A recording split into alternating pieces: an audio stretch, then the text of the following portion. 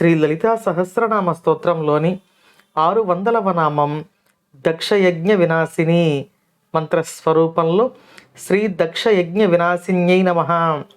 మనం ఇంతకుముందు నామాలలో అమ్మవారిని దాక్షాయిణి అని, దైత్యహంత్రి అని కీర్తించుకున్నాం.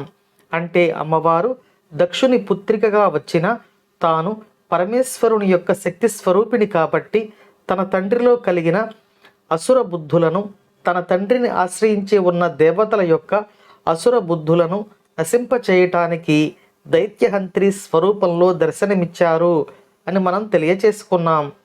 ఈ దాక్షాయణి దైత్యహంత్రి స్వరూపంలో వచ్చి అమ్మవారు చేసిన కార్యం దక్షయజ్ఞ వినాశిని అని ఈ నామం మనకు తెలియచేస్తుంది. మనం పురాణాలను పరిశీలిస్తే దక్షయజ్ఞ వినాశనం చేసింది శివుని ఆనతి మేరకు వీరభద్రుడు అని తెలుస్తుంది. అమ్మవారు దక్షయజ్ఞ వినాశనం చేశారు అని ఈ నామం మనకు తెలియచేస్తుంది. అమ్మవారు దక్షయజ్ఞానికి దక్షునికి బుద్ధి చెబుదామని వెళ్ళారు.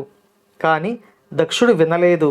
దీంతో అమ్మవారు ఆ యజ్ఞశాలలో తాను ధరించి ఉన్న పవిత్రమైన శరీరాన్ని విడిచిపెట్టింది.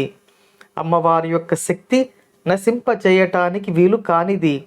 అమ్మవారి యొక్క శరీరం యోగాగ్నిలో దహనమైంది అని తెలుసుకున్న పరమేశ్వరుడు తన యొక్క శక్తి స్వరూపాన్ని, అంటే సాక్షాత్తు అమ్మవారిని వీరభద్రుని స్వరూపంలో దక్షయజ్ఞ వినాశనానికి ఆజ్ఞాపించాడు.